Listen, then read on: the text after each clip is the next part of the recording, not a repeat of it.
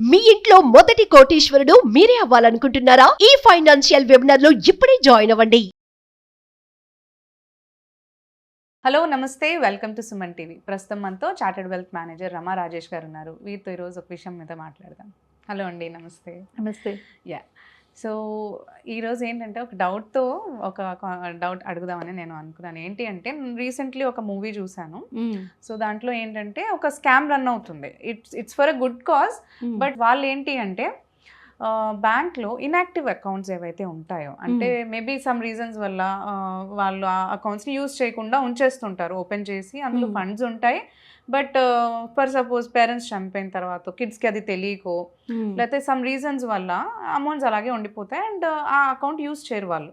So వీళ్ళు ఏం చేస్తారంటే ఆ ఫండ్స్ తీసి యూజ్ ఉన్న వాళ్ళకి ఇస్తూ ఉంటారు. ఆ అకౌంట్స్ని యాక్టివ్ చేసేసి ఏవైతే ఇన్యాక్టివ్లో ఉన్నాయో ఆ అకౌంట్స్ నుంచి తీసి అమౌంట్స్ యూజ్ చేస్తూ ఉంటారు. సో ఇది ఒక రకమైన స్కామే.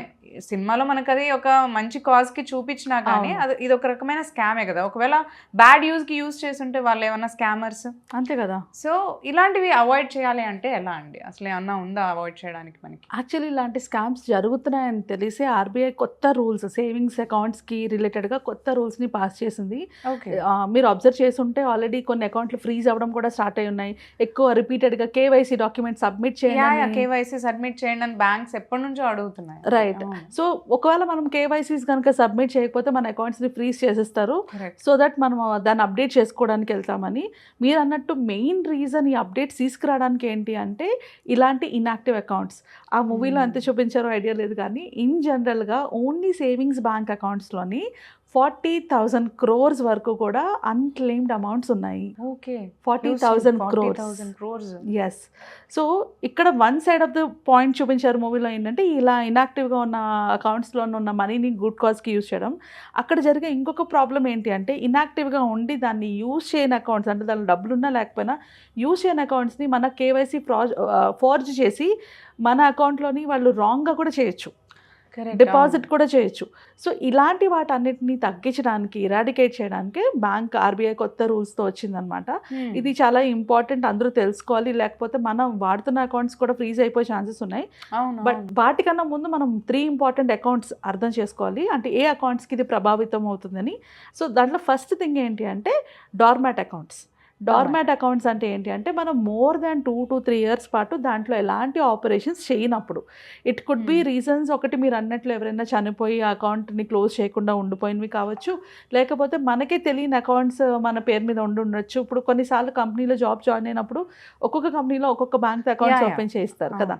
సో కొన్నిసార్లు మనం జాబ్ మారుతాము, ఆ అకౌంట్ క్లోజ్ చేయం, అది ఉండిపోతుంది. అట్లాంటివి కావచ్చు. ఆర్ కొన్నిసార్లు మన పేరు మీద మనకి తెలియకుండా రాంగ్ అకౌంట్స్ అయినా ఓపెన్ చేసి ఉండొచ్చు. వాట్ ఎవర్ ఇట్ ఈస్, ఆ 2-3 years నుంచి యూజ్ చేయని అకౌంట్స్ ఏవైతే ఉంటాయో వాటి అన్నింటినీ కూడా డార్మాట్ అకౌంట్స్ అంటారనమాట. సో ఈ డార్మాట్ అకౌంట్స్లోని ఎక్కువగా ఫ్రాడ్ జరిగే ఛాన్సెస్ ఉంటాయి.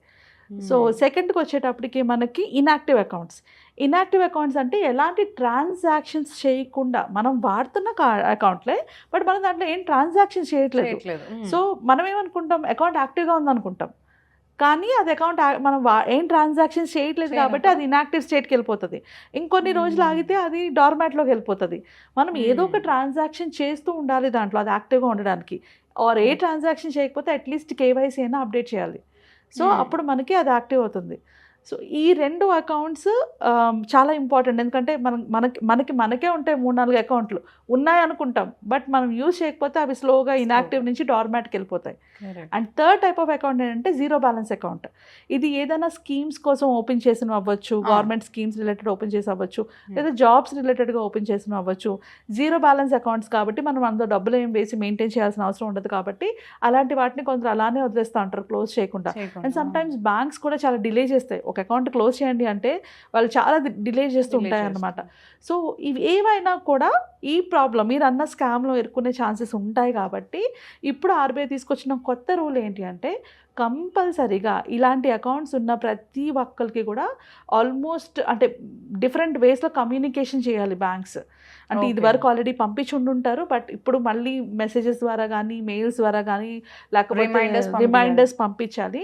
సో దట్ పీపుల్ ఎవరికైనా ఉంటే వాళ్ళు వచ్చి దాన్ని రియాక్టివేట్ చేసుకోవడము, వాళ్ళకి లేదు అంటే కంప్లైంట్ చేయడమైనా చేస్తారు కదా. సో ఆ ప్రాసెస్ చాలా ఇంపార్టెంట్. ఎక్కువ బేసికలీ ఇది తీసుకురావడానికి రీజన్ ఏంటంటే ఇలాంటి స్కామ్స్ నుంచి ఆపడానికి.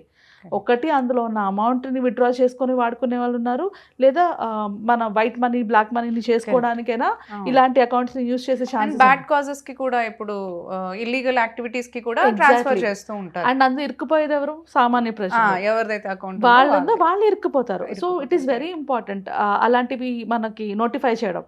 సో బ్యాంక్స్ కి ఆర్బీఐ ఇచ్చిన రూల్ ఏంటంటే ఫాస్టర్ చేయాలి.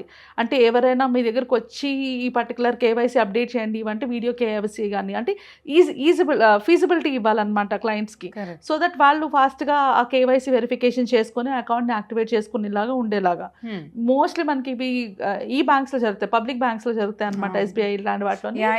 ఢిల్లీ జరుగుతుంటుంది. సో ఇట్స్ అ వార్నింగ్ అనమాట. ఇట్లా కాదు, ఈ ప్రాసెస్ ఫాస్ట్ చేయాలి అన్నది ఒక సైడ్. అండ్ సెకండ్ సైడ్ ఏంటి అంటే మనకి ఎలా అయితే ఈ వీడియో వెరిఫికేషన్ ఇంపార్టెంటో, ఇది మనది కాదు అని మనకు తెలిసినప్పుడు మనం వెళ్ళి క్యాన్సిలేషన్ కూడా పెట్టుకోవాలి. కంప్లైంట్ చేసి క్యాన్సిల్ కానీ క్లోజ్ కానీ చేయించుకోవాలి. ఇవేమి మనం చేయించుకోకపోతే ఆటోమేటిక్గా అకౌంట్ ఫ్రీజ్ అయిపోయి క్లోజ్ కూడా అయిపోతాయి. విత్ ఇన్ వాట్ టైం ఇది కూడా మనకి ఫాస్ట్ అంటే వాళ్ళు మోస్ట్లీ ఇచ్చింది ఏంటి అంటే 0 బ్యాలెన్స్ అకౌంట్స్ అనేవి ఫటాఫట్ క్లోజ్ చేయమన్నారు. ఎక్కువ టైం ఇవ్వలేదు వాటికి. మిగిలిన వాటికి మాత్రం మన నోటిఫికేషన్స్ అవి పంపిస్తారు కదా, 2-3 నోటిఫికేషన్స్ తర్వాత అవి క్లోజ్ అవుతాయి అనమాట. సో అందులో మనీని విత్డ్రా చేసుకోవడానికి అంటే తర్వాత ఫ్యూచర్లో ప్రాబ్లం అవుతుంది. సో ఇది బ్యాంక్స్కి ఇచ్చిన next kind of notice. And తర్వాతకి వచ్చేటప్పటికి దాంట్లో ఉన్న అమౌంట్ని ఎవరైతే క్లెయిమ్ చేసుకోకుండా మన అకౌంట్స్ అయితే ఓపెన్ చేసి ఉంచుకున్నామో అమౌంట్స్ క్లెయిమ్ చేసుకోవట్లేదు. సో అలాంటి వాళ్ళకి ఒక వెబ్సైట్, ఇది ఎప్పటి నుంచో ఉంది బట్ మళ్ళీ ఇంకొకసారి ఉద్గమ్ అని ఒక వెబ్సైట్ ఉంది.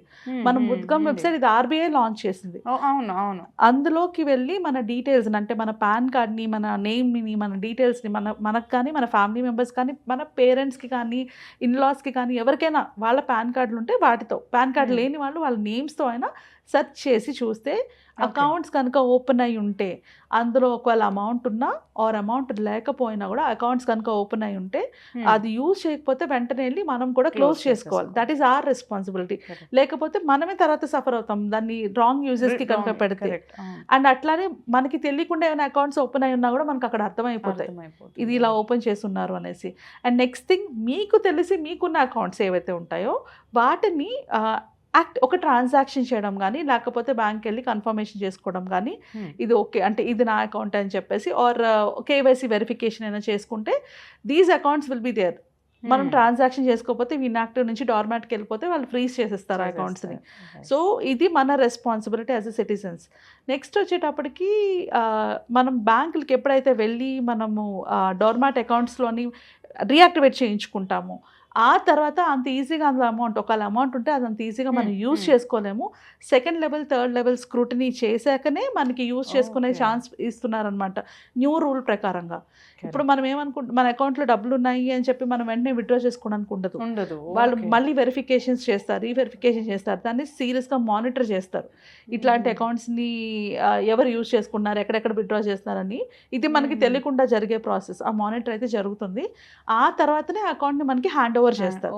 సో ఇది చాలా ప్రాబ్లమాటిక్. అంటే జెన్యూన్ కేసెస్లోని ఇప్పుడు నాకు ఒక 2-3 అకౌంట్లు ఉన్నాయి, అందులో ఒక అకౌంట్లో ₹1,00,000 ఉంచేసాను బట్ నేను వాడట్లేదు, ఎందుకంటే 1,00,000 ఉంది కదా, అందులో నేను ఏం ట్రాన్సాక్షన్స్ చేయకపోయినా కూడా నా మనీ అందులో ఉంది కదా అని నేను అనుకుంటాను.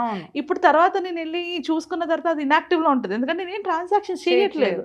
సో ఇప్పుడు నాకేం జరుగుతుంది, ఆ అమౌంట్ నాదైనా నేను విత్డ్రా చేసుకోలేకపోతున్నారు. సో అందుకు మీకున్న అకౌంట్స్ని మీరే వెళ్ళి దాన్ని అంటే ఇలాగా ఆ లెవెల్స్కి వెళ్ళకముందే మనం కనుక రియాక్టివేట్ చేయించుకొని ఆర్ ఒక ట్రాన్సాక్షన్ ఏమైనా చేసుకుంటే మనకి ఫ్యూచర్లోనే మన అకౌంట్స్ బ్లాక్ అవ్వకుండా ఉంటాయి.